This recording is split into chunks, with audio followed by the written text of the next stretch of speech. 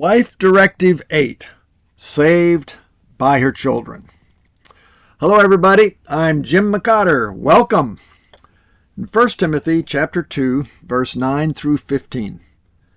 And I want women to be modest in their appearance. They should wear decent and appropriate clothing and not draw attention to themselves by the way they fix their hair or by wearing gold or pearls or expensive clothes. For women who claim to be devoted to God should make themselves attractive by the good things they do.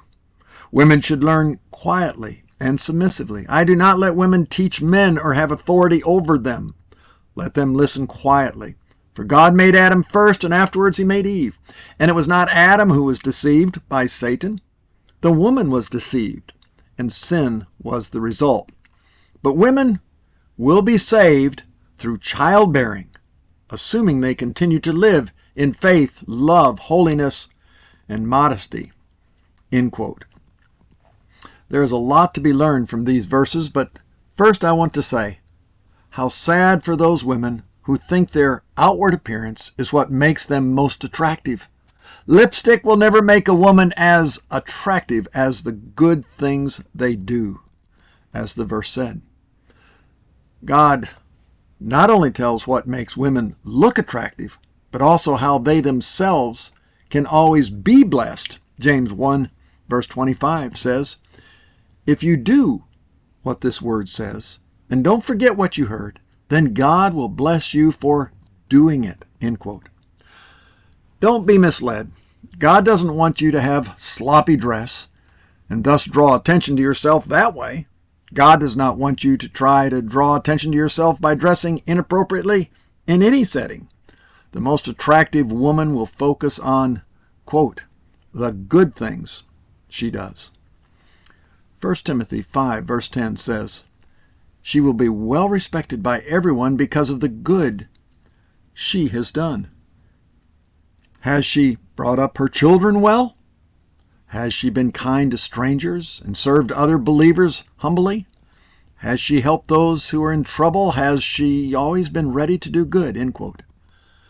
And also, here is the beautiful woman, the wife who always, quote, learns quietly and submissively and listens quietly. End quote. This is not naturally characteristic for most women and certainly not the ungodly. But this is how a godly woman will display her godly beauty. God says, I do not let women teach men or have authority over them, end quote. Now, if you think women lose out in life because God does not want them to teach men or have authority over them, such women have missed seeing how they can be the most powerful and influential persons in the world, yes, and more than men. Women will be saved through childbearing, assuming they continue to live in faith, love, holiness, and modesty. Unlike men, only women can give birth to world leaders. All great men have come from some mother. In the 9th century, William Ross Wallace, who was a lawyer and an American poet, he wrote a poem that has been read around the world. Quote, for the hand that rocks the cradle is the hand that rules the world. End quote. There is no greater world influencer than a mother. I always think it's interesting that when great athletes are being interviewed after a game on TV, they often say, hi, Mom. Whether athlete, lawyer, entrepreneur, or congressman, most credit Mom for making them what they are. Success in any other field for a woman is shallow compared to motherhood. In her later years, she will not wish she had devoted more time to help make some corporation great versus more time to help make her sons great. Psalms 45:16 says, your sons, you will make them princes throughout the land. End quote. This is the godly woman, Proverbs 31:27 through 31. She watches carefully all that goes on throughout her household and is never lazy. Her children stand and bless her. So does her husband. He praises her with these words, there are many fine women in the world, but you are the best of them all. Charm can be deceptive and beauty doesn't last, but a woman who fears and reverences God shall be greatly praised. Praise her for the many fine things she does, these good deeds of hers. shall bring her honor and recognition from people of importance." End quote. God's first mandate for the woman in Genesis 1 is not for her to build a secular career for herself or get married to build such a career, but rather to get married and build a mighty family. Quote, "to be fruitful and multiply and fill the earth and subdue it and rule." End quote. This is how civilization is built. Nothing is more important than this. Shockingly, the Muslims have obeyed this better than Christians. And by only obeying this one command, they are taking over nations in the world today. It's interesting in Genesis 1, after God says, "be fruitful and multiply in the world," he then says, why? To subdue it and rule. End quote. Children are the key to a woman's power and world influence.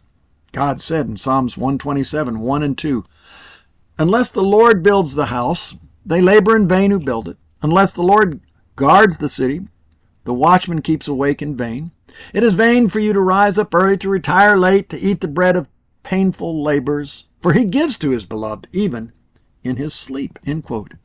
Here God says to build, to guard, to eat. But then he says he gives to his beloved even in his sleep. While a mother sleeps, a child grows in her womb. And then God says, "Behold, children are the gift of the Lord." The Lord is going to build the house, but the Lord is saying how he is going to build it: with the children.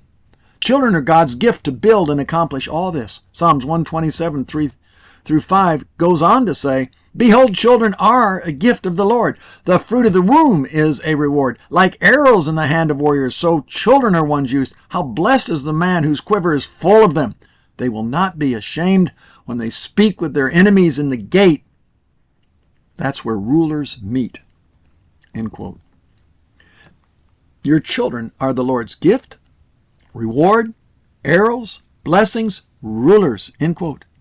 The Apostle Paul tells young women to marry and have children in 1 Timothy 5, 14 and 15. Quote, "I advise the young widows to marry again, have children, and take care of their own homes.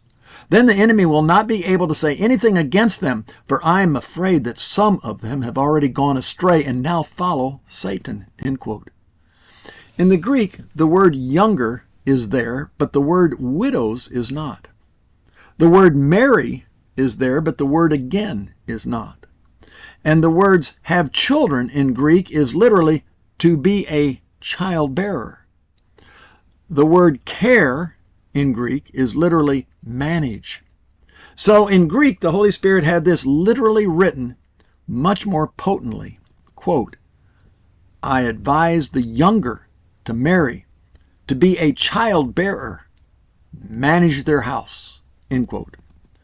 For sure it would include younger widows, but the literal application would include all younger women to marry, bear children, and make home their management business. To not promote God's model may be, quote, "following Satan," end quote, and his futile worldly model.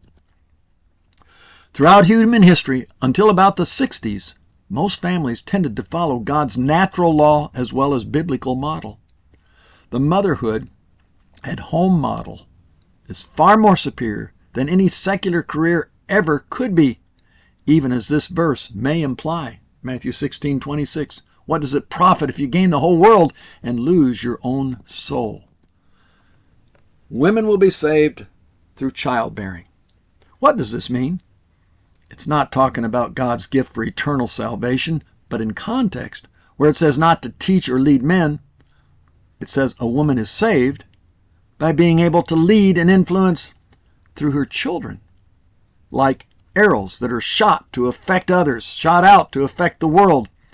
Quote, "blessed whose quiver is full of them." End quote.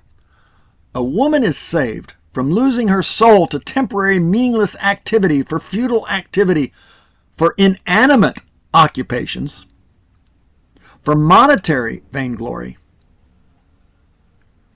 1 Peter says, "It is like grass in all its glory, like the flower of grass. The grass withers, the flower falls off, but the word of the Lord endures forever. To conclude, Genesis 1 and 1 Timothy 2, be fruitful and multiply. Women will be saved through childbearing, assuming they continue to live in faith, love, holiness, and modesty.